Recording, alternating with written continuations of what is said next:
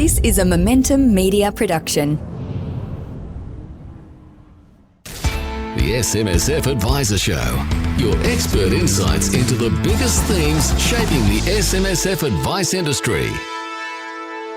Hello and welcome to the SMSF Adviser Show. I am your host, Keith Ford, joined as always by my co-host, Aaron Dunn from Smarter SMSF. Now, today is a little bit different. Unlike usual when we're on a Zoom screen, we are live in person. So good to see you in person, Aaron. Likewise, Keith. It's great to be here in Sydney. We are, of course, at the SMSF Adviser Technical Strategy Day event, day one, and it's been a great start to the day. That's good to hear. We're recording here at the Four Seasons Hotel in Sydney. As you mentioned, the SMSF Adviser Technical Strategy Day. Aaron is, of course, our MC for the event. Lots happening on the day, a lot of great speakers, a lot to learn about. Everyone who's listening to this podcast, you should already be aware of this because we have talked about it ad nauseum. Yes, ad nauseum. But we'll let that go for the moment and we will cover a few other things that have been making news for this week. So, Aaron, the first thing that I wanted to talk to you about was, unsurprisingly, super objective. It's one of the couple of very hot topic at the moment. And so recently, the National Seniors Australia had some comments on the super objective. Broadly speaking, they're in favour of a super objective, perhaps just not the form that it's taken at the moment. There's a few different areas that they touched on, a bit too much emphasis on the end use of superannuation while neglecting some of the accumulation within the verbiage of the draft, a bit too much emphasis on the word retirement and on the word income. Basically, their take being that it's a bit too much of a narrow definition that excludes some of the ways that people utilise super throughout their life. So would you be able to give us your thoughts on their take?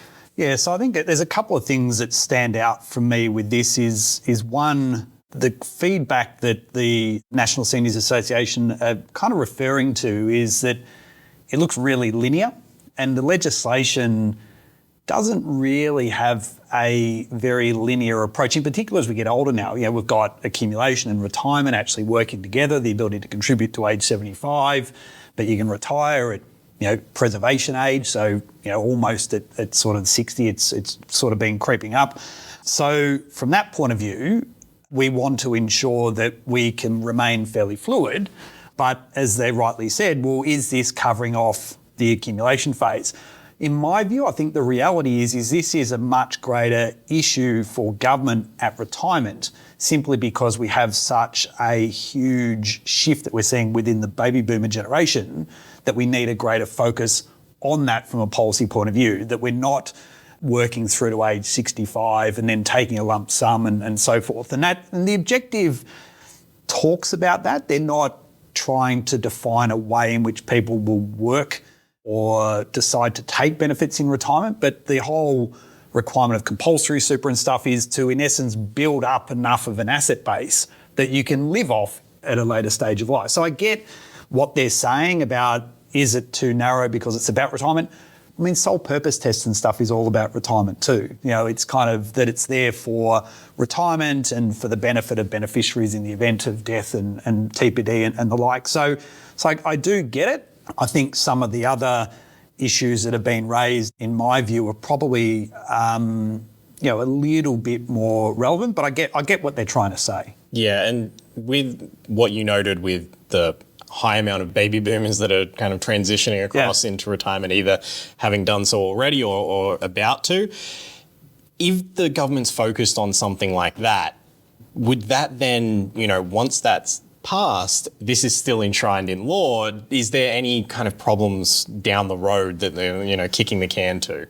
Not necessarily, because even though I said it's not linear, there is still a natural progression that happens. So, we're still seeing accumulation, the next generation coming through. So, it was Gen X's and Gen Y's and Gen Z's and millennials and whatever. So there's still going to be this evolution of contributions have to come in and then it's going to fund retirement.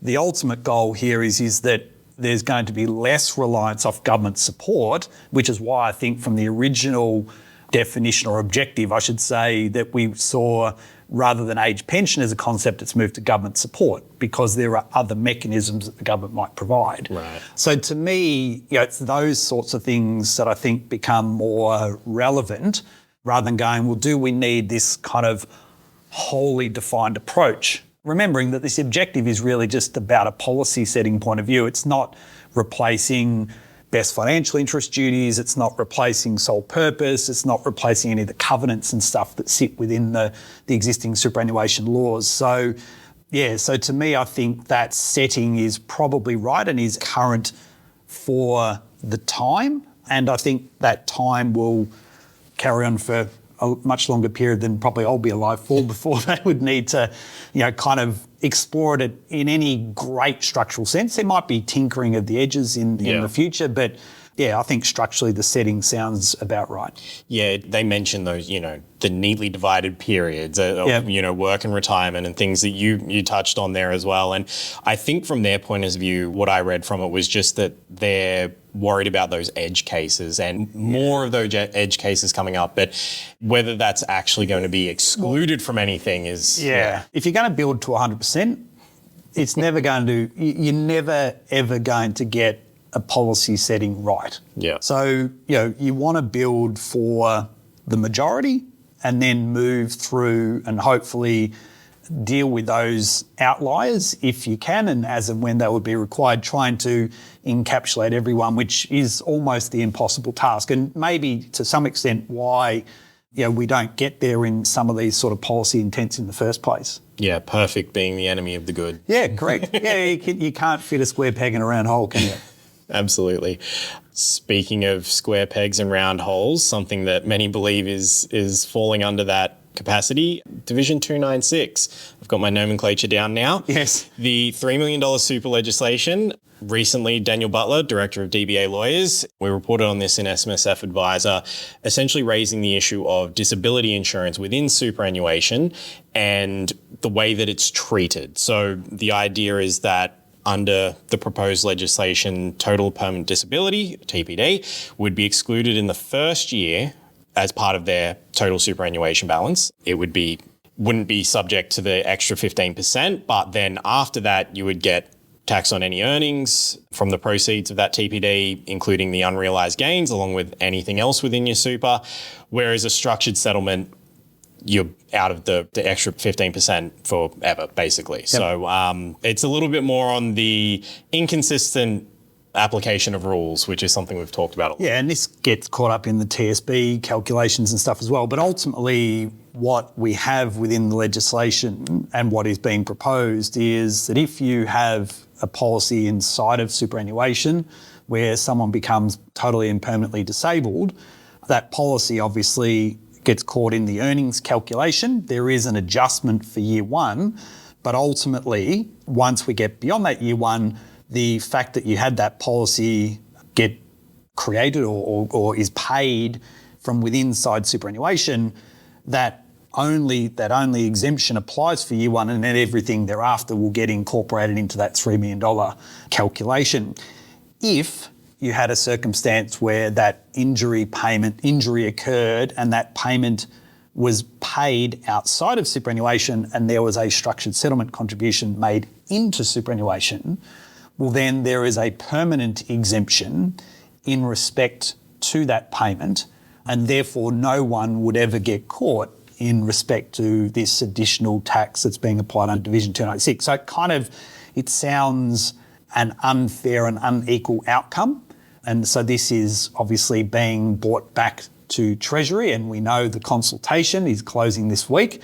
So there have been a number of, discussions that have been happening within the industry and getting to Treasury, both in formal responses, but also then in further discussions and dialogue with them from within the industry to raise these issues. And this is just one of several that we're starting to identify. Yes, and as you mentioned, consultation is closing. I believe Wednesday, Yep. the 18th. So by the time people hear this podcast, the consultation will likely be closed at that point. So that's something to remember. And, Daniel Butler mentioned that it has been raised during earlier consultations. Yep. So whether anything happens with this, it's obviously up in the air. We won't know for quite a while until we get the outcome of what they take on board. I suppose it then just adds the value, this is a big part of the value of advice. If you're looking at getting this kind of TPD insurance, then whether or not it's inside or outside of your super is going to make a huge difference. Yeah, and the quantum of money is then going to be a factor as part of that process as well. So, yeah, the value of advice is becoming more and more relevant, yet we have an industry that kind of feels hamstrung by how people can access advice and the cost of the advice as well. So this government has a lot on its plate at the moment. Yeah, and even more so around risk insurance. Yep. It's risk advisors. I remember the number of, it was 493 advisors provided 50% of, or wrote all 50% of all advised risk policies. Advice, yeah. So it's a really small amount, and it's just contributing to that underinsurance problem. And, this kind of thing, if you've got it within super and instead of outside, it then throws a whole nother kettle of fish. So absolutely. Another area that, we're looking at that's very value of advice-y is a piece that we had that was related to some comments from Chris Reed from Business Concepts Group, talking about the need to include superannuation within estate planning, which, obviously estate planning is a big deal. It's something that a lot of advisors do, especially if you're doing SMSF advice. You are likely going to be touching on estate planning with your clients. And there's this idea that superannuation's automatically covered by a will when that just might not be the case.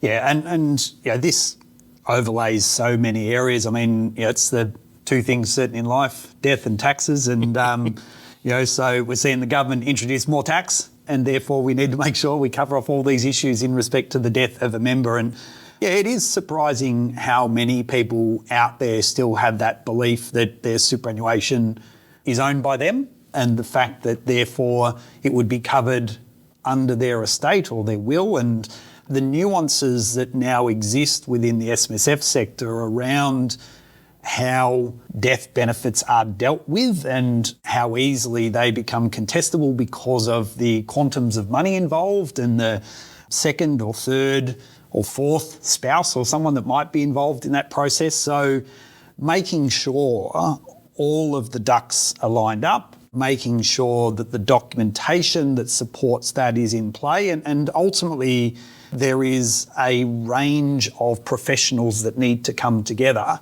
to make this stuff work. When you think about the accountant administrator, the advisor, the solicitor, and having someone take ownership around what that project management looks like, and as we've been talking about in not only today's session but in a range of sessions, getting this stuff wrong can not only have really diabolical tax outcomes, but it can actually create more problems when we get to the point of dispute. Right. And therefore, the asset base will disappear very, very, very quickly. Lawyer fees are no joke. No, absolutely. In this case, it is something you probably do want to be talking to a lawyer about some of these issues, of course. Yeah, make the choice. You either pay the legal fees up front or whittle away a hell of a lot more when you're no longer here. When it's in a dispute, it's definitely more. And strategically, you're spending so much time and energy trying to implement these strategies. It is all about really belt and braces approach to ensure that the structural elements of what you want to have happen actually play out in accordance with what you need to do. So getting the right people on the bus is hugely important. Yeah, and you mentioned that concept of the idea of ownership of your super, and for people that are in SMSFs, it's even greater because you've got a much more transparency. You take a much larger role, ownership role of it. You're focused on it. You're trustee as well as member in many cases. You can control it, but you don't own it. And therefore, how much control do you have with others and decision making? And so is it binding and non-binding and lapsing and non-lapsing and all these things around what is most appropriate in the right circumstances is highly important. And even understanding the nuances between, well, should I have a reversionary pension or not have a reversionary pension? Because does that outcome with a reversionary or non-reversionary actually line up with what I want with the rest of my estate planning requirements? So there are kind of layers upon layers upon layers here, whether you look at it, I guess, with someone that doesn't have an SMSF and then the complexities that come into where you do have an SMSF involved as well. Absolutely. Right, we're going to take a quick break now. When we come back, I'll have an interview with Tanya Hoshek from Trobe, who's going to be talking all about SMSF lending and having a look at current economic conditions. All right, I'm joined now by Tanya Hoshek, who's the National Distribution Manager at Trobe Financial. Welcome to the show, Tanya. Oh, great to be here. Thanks very much for having us along. Not a problem. You're joining the show today to talk about Trobe Financial, what you're doing in the SMSF space, and a lot of different things across the SMSF space. Would you be able to give us a little bit of background on Trobe and what you guys as a company are doing within the SMSF space? Sure, absolutely. So Trobe Financial is one of Australia's leading alternative asset managers. We specialise in asset management and credit, and more importantly, we're also committed to making a positive impact to our community. We've been operating for over 7 decades now, and we've funded over $34 billion of investment for more than 168,000 customers. So we've got substantial depth and breadth with what it is that we do. We currently have about $17 billion in assets under management, and our investors range from large global institutions, Australia's major banks, family offices, fund managers, and around about 91,000 everyday investors in our award-winning credit fund.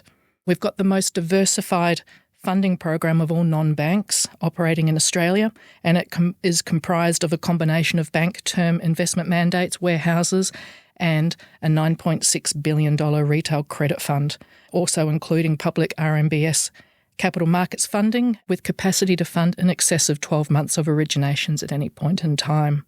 So critical to our success has long been the quality of our assets and, importantly, our highly disciplined process. And at the centre of everything that we do, our core mission of helping clients to obtain financial independence is a key driving mechanism.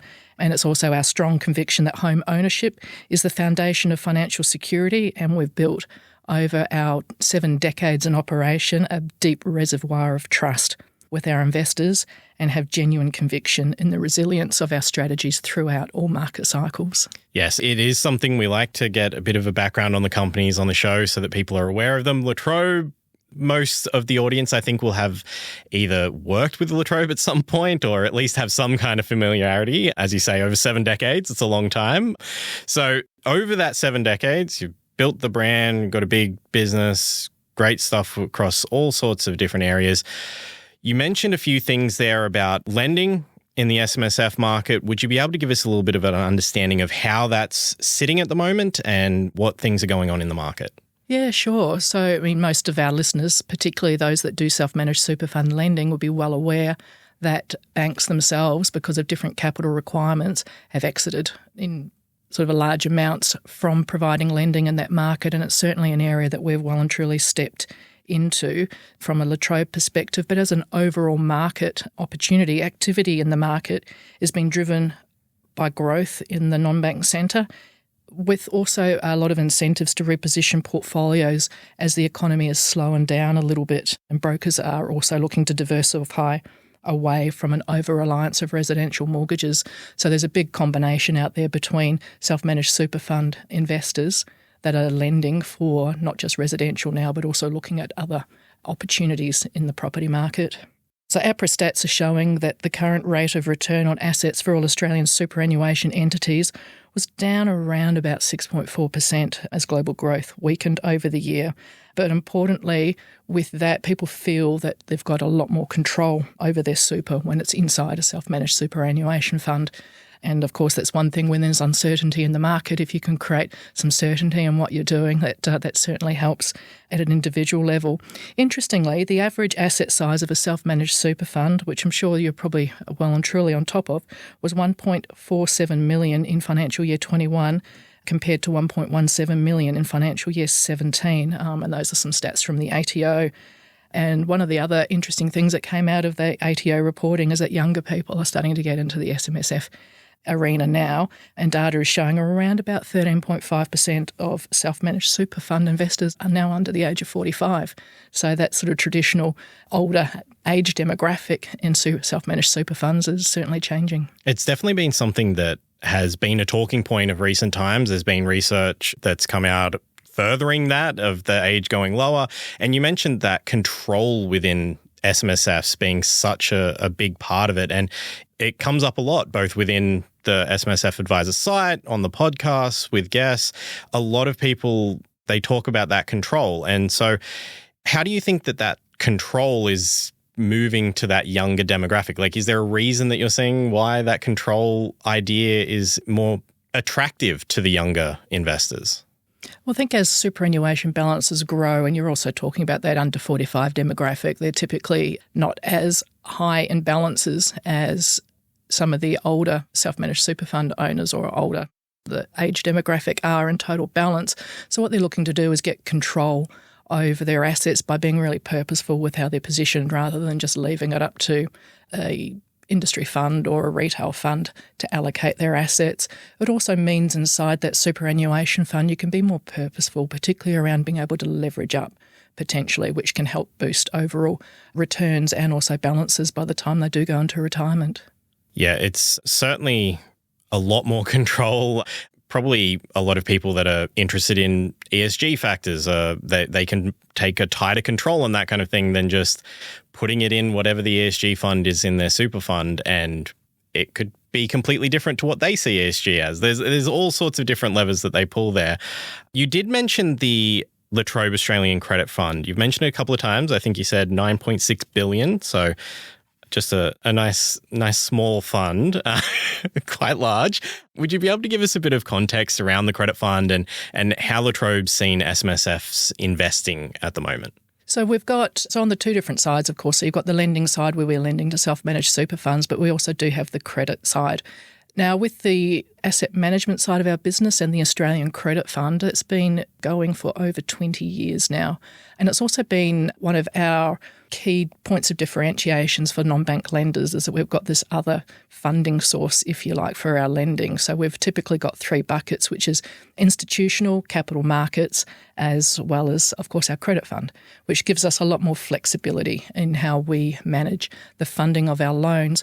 What it also does is it gives people the opportunity to look at on an investment side, particularly those investors that might be starting to get closer to retirement age. They might be looking for a little bit more liquidity than a direct property might offer.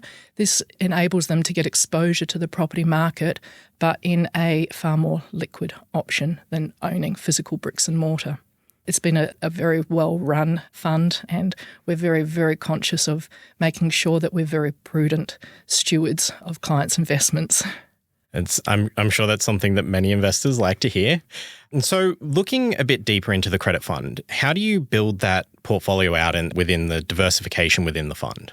Sure. So we've been very conscious around how we build this out. We've very carefully and diligently built our portfolios through very granular positions. So if you think about the lending we do, we know with 100% clarity every single asset that comes into the credit fund.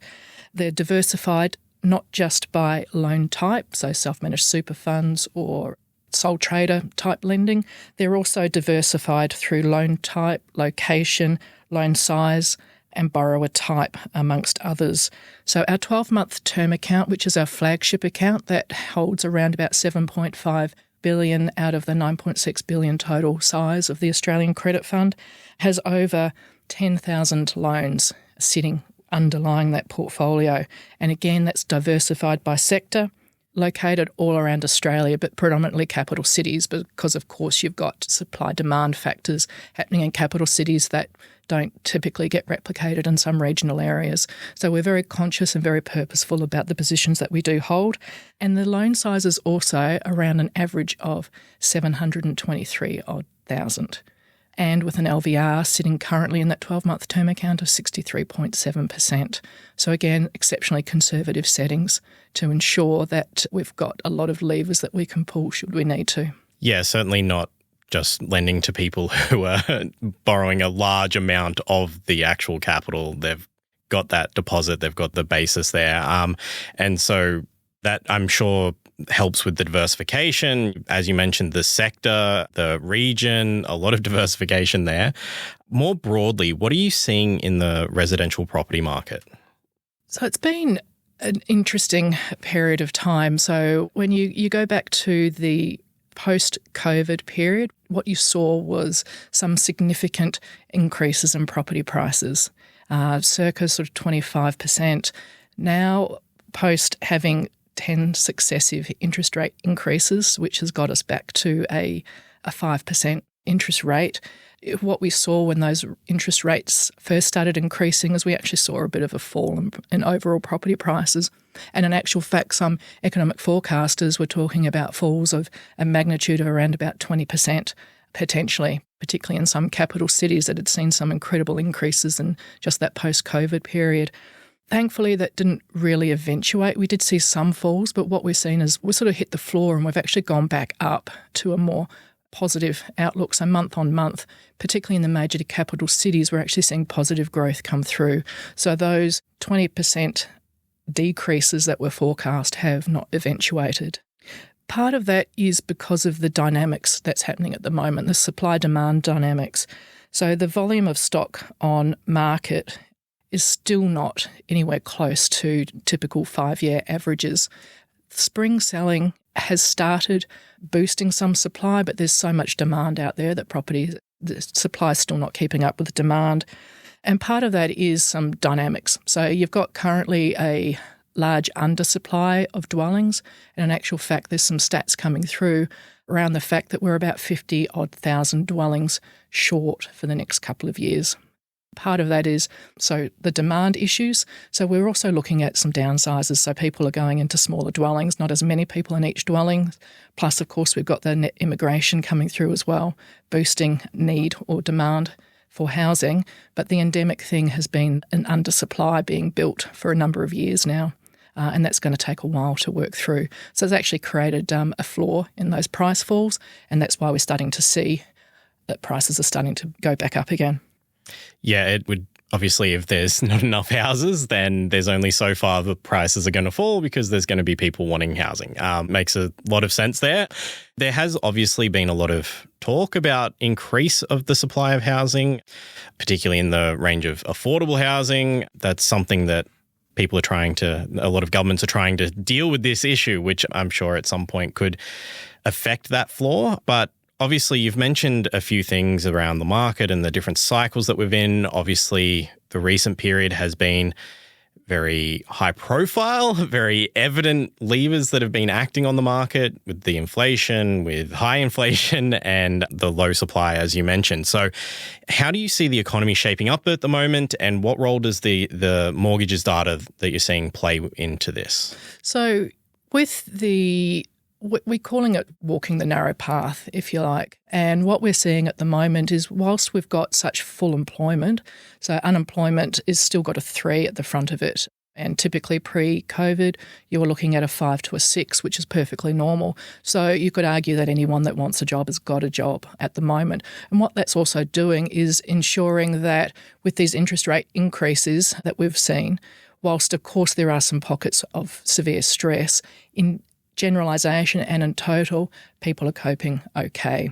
There is a report that comes out from SQM on distressed properties, and in actual fact, year on year, it's been decreasing. So even after. And you think about some of the dynamics in the Australian marketplace, pretty much as Australians, we want to keep that roof over our head. We'll do anything to keep that roof over our head, and we're well and truly prepared to tighten that belt buckle. The other thing is there's been accumulative savings, which have only just started being nibbled into. But through COVID, of course, because you couldn't spend on anything, particularly for those areas that were well and truly locked up. So what you had and what we witnessed and experienced was people getting ahead on mortgages. So in some instances, sort of 2 years plus also saving money, whether it goes into an offset account or into a separate savings offering. So that's actually been getting us through okay. The other part of the equation, which has maybe pushed back things a little bit further, is this fixed rate cliff that everyone's been talking about, which we've had a couple of large chunks of that fixed rate interest rate cliff come to conclusion. People have gone through that part and still appear to be managing okay. There's been probably the other dynamic is we're at historic refinancing levels. We haven't seen as much refinancing as we're seeing at the moment.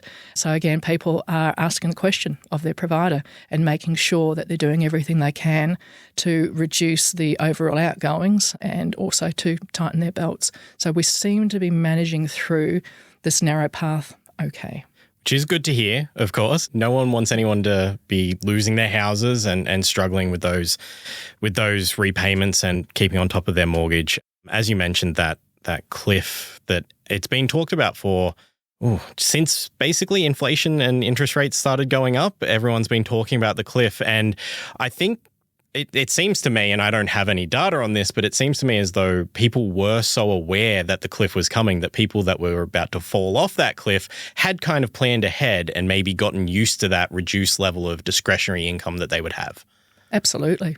And probably the area where, and I'm conscious that while I'm saying these generalisations, there are certainly people hurting, and they're typically the ones that bought when the market was at its peak in that post-COVID period, and of course at lower interest rates. So they were probably extending themselves not in preparation for a 5% interest rate increase. Yeah, and it is sometimes when you're looking at the high-level data, it's easy to forget about within that, there's always people doing better, doing worse, and it can be easy to kind of forget that context, I guess. So that's a good note. Yeah, absolutely. Yeah.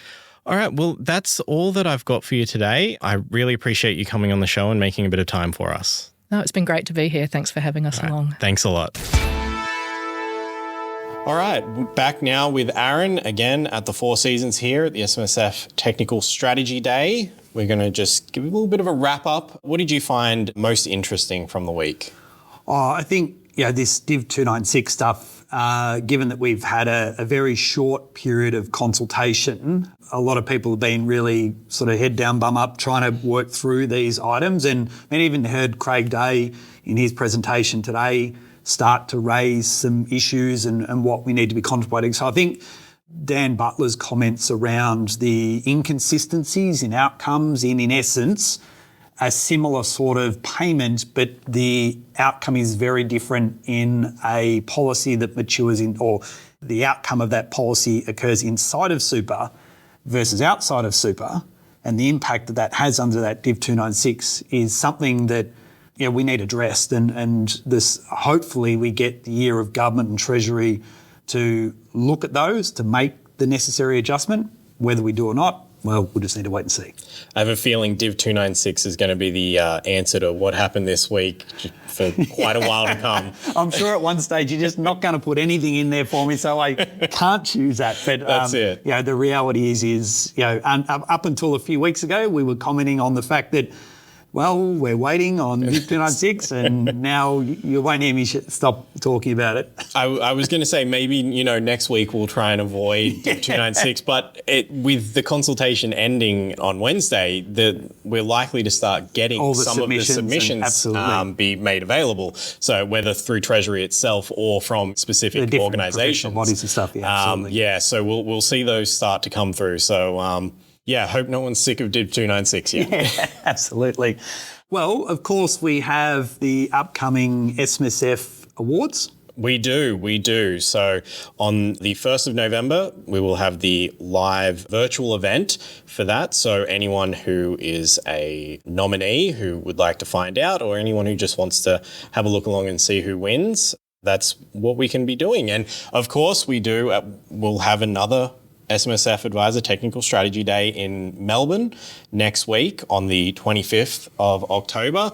The Brisbane Technical Strategy Day we will already have run before this podcast gets out, but we will have the Melbourne one left, and I'm sure anyone who missed the first two and can't make it to Melbourne, you'll still be able to watch the live stream. Yep, absolutely. Well, the other thing is if anyone does have any suggestions for speakers or topics, how can they get in contact with us? You can reach us at editor@smsfadvisoronline.com.au and let us know everything you want to hear about. Excellent. Well, thank you once again for joining us for this week's edition, face-to-face, for the SMSF Adviser Show. Have a great rest of the week and we'll speak soon. Bye for now. The information featured in this podcast is general in nature and does not take into consideration your financial situation or individual needs and should not be relied upon. Before making any investment, insurance, tax, property or financial planning decision, you should consult a licensed professional who can advise whether your decision is appropriate for you. Guests appearing on this podcast may have a commercial relationship with the companies mentioned.